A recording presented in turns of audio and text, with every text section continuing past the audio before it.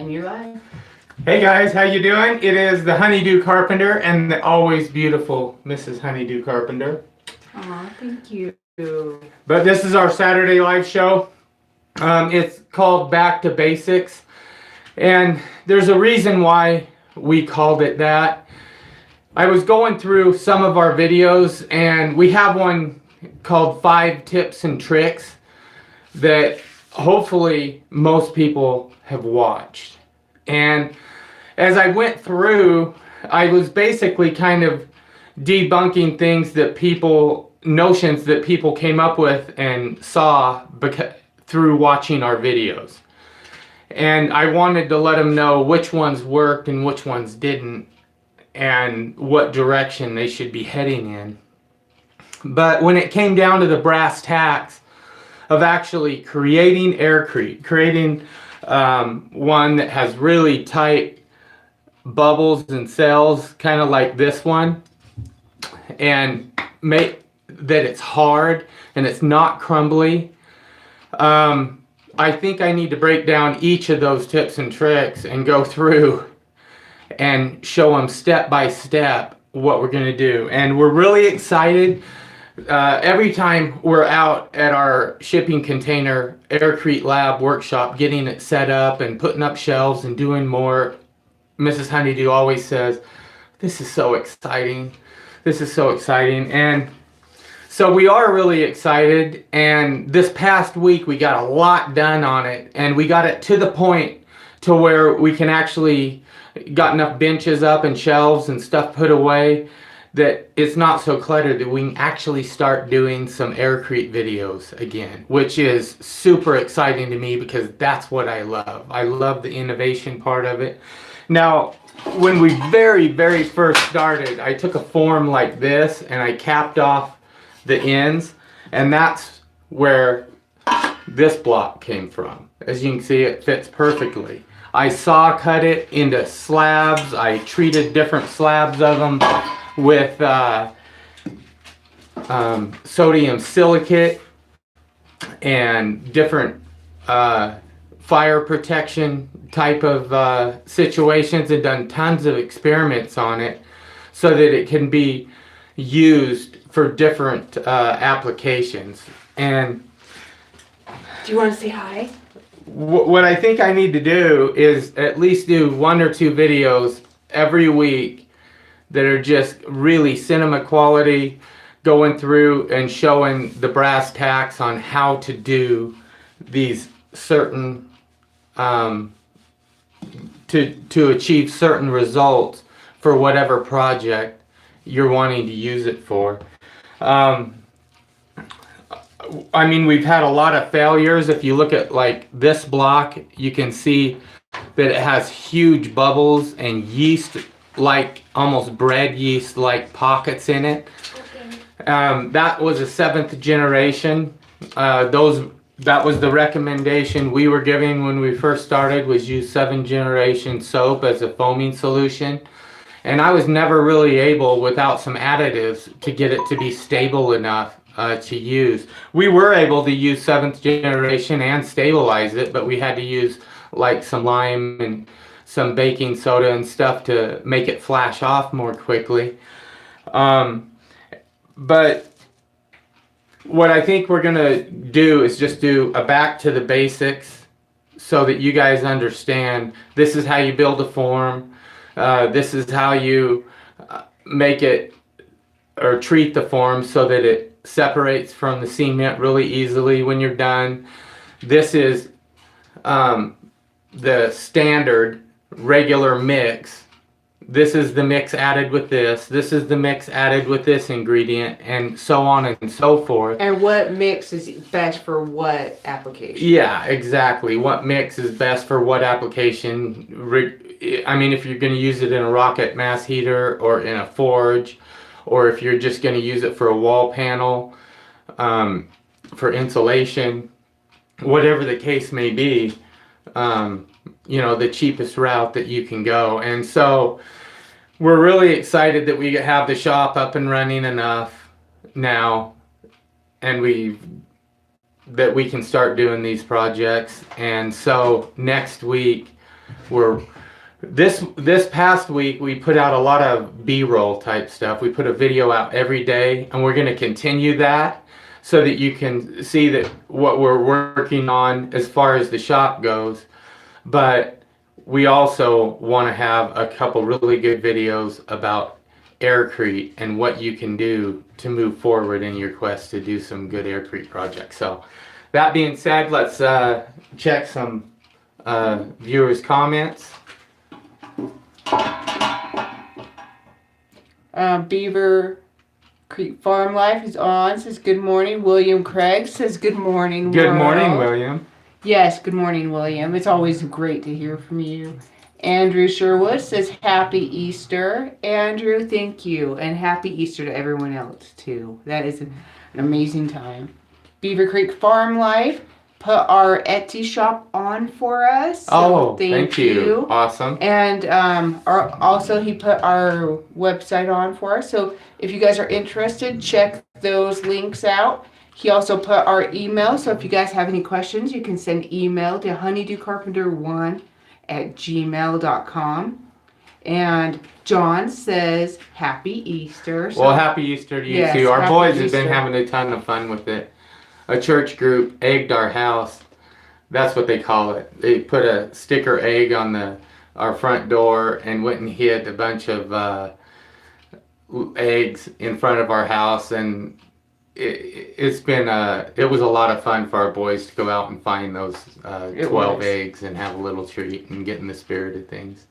Beaver Creek Farm Life says please hit the thumbs up. So yeah, you guys give us some thumbs up.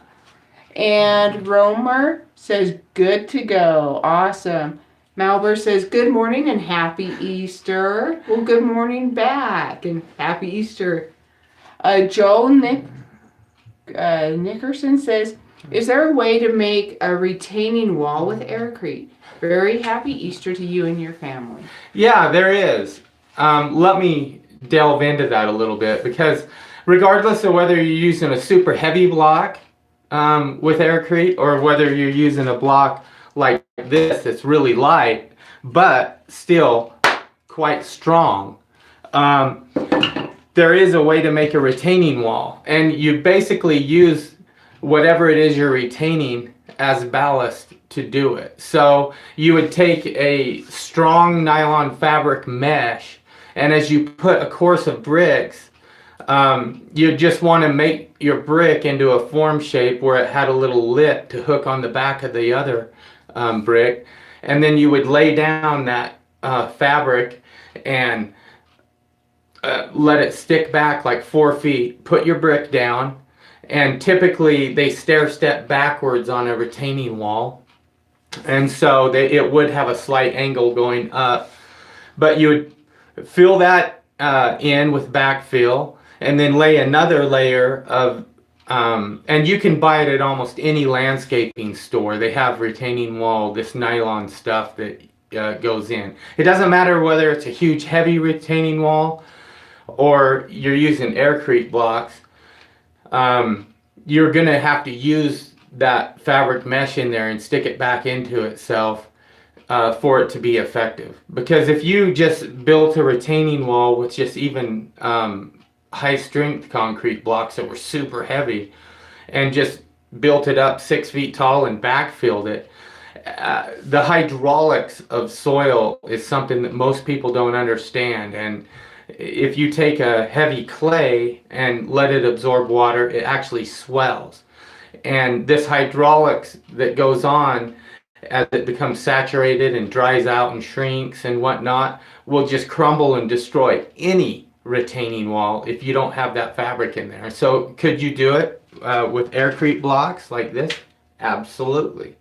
You know, but you would just have to get your engineering right. So just look up your standard engineering on a retaining wall, and then all you'd have to do is form your blocks.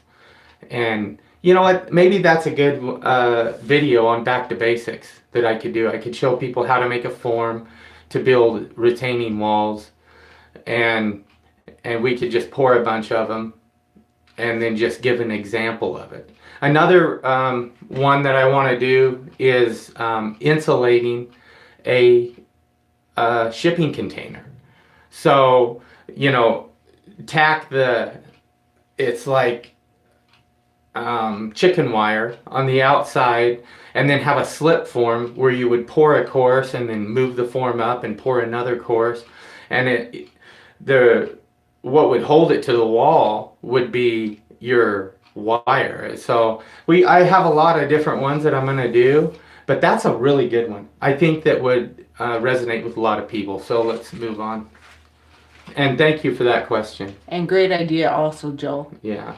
Pamela Chadwell says, I've missed you guys so much. Oh. Well, it's good to be back, and Hey, guys. it's still crazy, so. Pamela is awesome.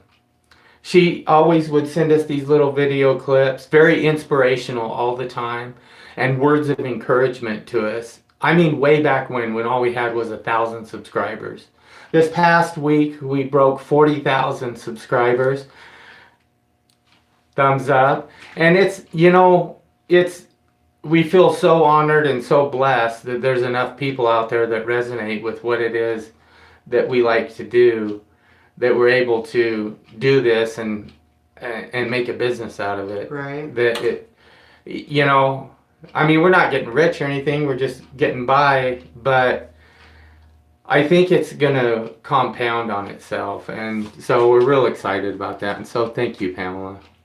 And Julie Henderson gave us a $20 donation. Oh, Julie. thank you, Julie. Wow, thank you very, very much. And she also says, honored to be able to support you both. Love you. Love you. Julie, thank you. Amazing. And William Craig gave us a $25 donation. And he says, thanks for all your work, guys. William, you are an amazing guy. Without fail, you're awesome. I just felt so kind of like blah, but that's what success looks like. It's kind of ugly along the way, and between all these things where we're like actually building a building out of aircrete and going through those steps, which draws a huge crowd, when you're trying to just on really limited resources scale up a small business, there's a lot of little things. Putting up shelves and putting together benches and trying to figure out how to make a steel box and do a workable laboratory where you can actually continue your experiments with aircrete, and a lot of it isn't the funnest to watch, and I feel like the last few weeks that's all we've been doing, and so we're really excited that the shop is up and running enough that we can start doing some more aircrete videos. And we don't like doing boring videos, you guys. Joel Nickerson says, thank you so much for the information, and I'm looking forward to the video on that. Yeah. And I should probably just go ahead and draw up some schematics on my drafting program and show the blocks, a cutaway view of it with the backfill. And you got to understand there's different types of backfill. You want the backfill that you put right against the wall to be drainable, so that when water comes down a slope and maybe comes toward the wall, it'll have a more sandy, gravelly mix right behind the block so that it'll drain out. And there's got to be a scupper system underneath, and that way it protects your wall from ice heaves and stuff like that. I have a geotech engineering background, and I was a field technician for an engineering firm for many years, and so I've seen a lot of these things go together, and you're welcome. I think that would be a good one, because there's tons of people who want to do a retaining wall around the base of a tree and put in a flower bed or something, and the right way to do it and being able to do it with aircrete would be great. So, right. Awesome. Pamela Chadwell says, you're welcome, guys. Earl says, can a non-metallic reinforcing be used in the panels? There's a reinforcement that is like 1/8 or 1/10 the weight of steel, and I'm going to do some experiments. A great friend of ours, Steve, gave us a bucket of PVA fibers, which is polyvinyl alcohol fibers, which are not metallic. And so I'm gonna be with the basalt, which is, like I said, about 1/10, and the PVA, and he has actually given us some more different types of fillers that are meant to be reinforcements. I'm real excited about the PVA fibers because they claim to give it 300% times the strength. And so those are the types of aircrete experiments we're going to be getting to here very soon. I have the fibers, I have the set up, and so I think it's going to be really interesting to do that. I'm also building for our lab a gravimetrics machine, which will progressively, on a leverage system, add weight to a block until it actually explodes and crushes. And then we can get an idea what mixes are the strongest and what mixes are the weakest and what's best for what application. So to answer your question, there are definitely things that you can use. I don't know where you left off, babe. Sorry about that. Oh, yeah, kids. That's okay. Right there, Earl. Oh, okay. Non-metallic reinforcing. So Keith Conway says, your evolution is a blessing to the planet. Thanks. Oh, thank you so much. Keith, that's an amazing comment. Thank you so much. We do hope that we can help a lot. Kenneth says, from Alaska, good morning, happy Easter, and thank you for your videos. Kenneth Martin, well, good morning from Alaska. That's pretty awesome. Yeah. Those guys up there need my double-walled aircrete insulated stovepipe. Yes. It works amazing. And the thing about it is I put in a temporary little Yukon stove in our shipping container so that we would at least have enough heat that Mrs. Honeydew would come out and help me. Because it's still kind of wintertime in Idaho. And oh my gosh, getting that thing to flue with just a uninsulated pipe on the outside, I'm so used to Julie's stove where you just light a fire or a candle or whatever, put in a fire starter, and it just takes off. That he's sitting there going, what's going on? This is taking forever. And it puffs back at me, and you know, it's crazy how well that double-walled aircrete insulated stovepipe works. So, but thank you for keeping me warm. Yeah. Pamela Cheswell says, I bought a school bus 2 days ago, and so maybe by the time I get her fixed and converted into a schoolie, I can come up and visit you guys and help out. Pamela, that would be awesome. That would be awesome. A schoolie. And I think you sent us some pictures of your school bus. I think, Pam, there was an email with the pictures of a school bus. Okay. So that was cool. One of us reads all the emails. And, you know, sometimes I don't know how to answer back, so. Right. That's awesome. No more comments right this second. That was the last one. Is there anything else you want to go over? Oh, I am still, I guess there was, on like web development systems, they have in the background scripts, which are basically a bunch of characters in a certain order that allow the program to work a certain way.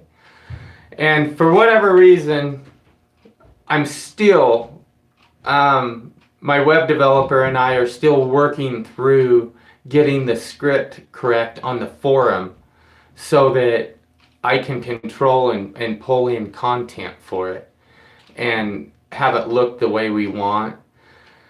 And so I haven't sent out the emails and launched the Insiders Only Club. I'm so excited to do it, but I have to be able to embed different forums and different things in there and have them work properly in this kind of hidden website.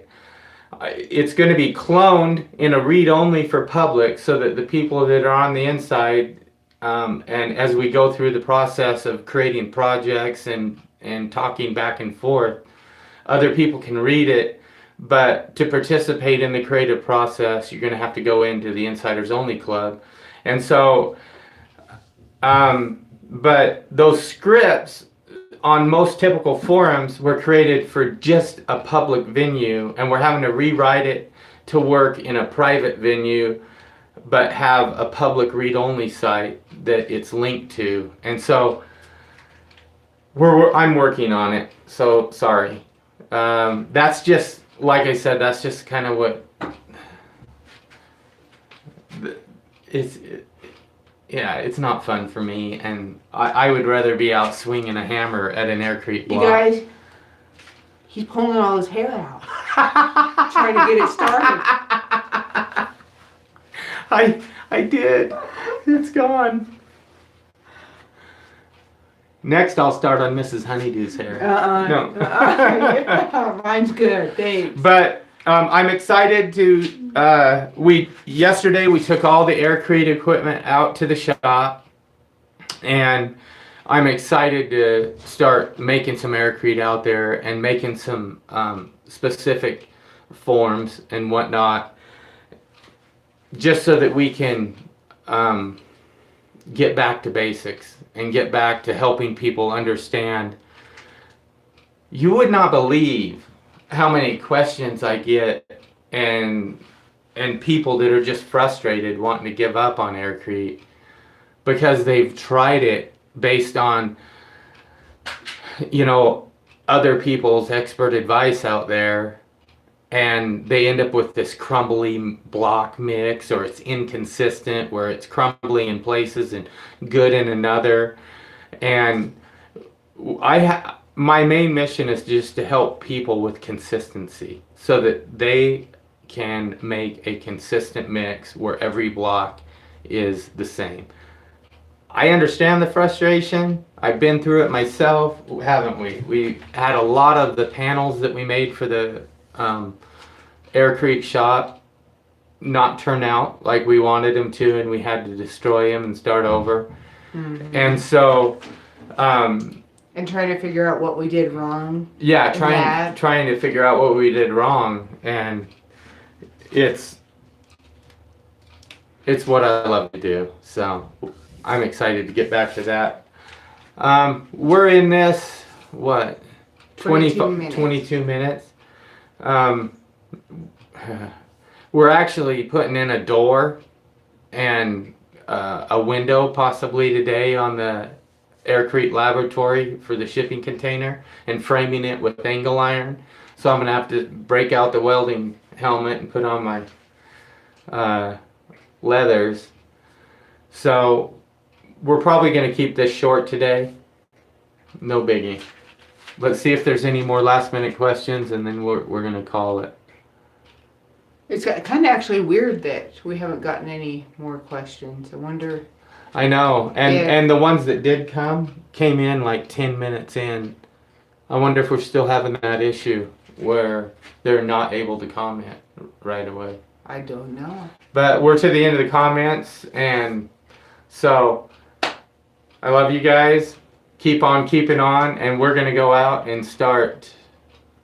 Well, she's gonna heckle me while I cut out sections of the walls on our shipping container. I don't heckle. A little bit.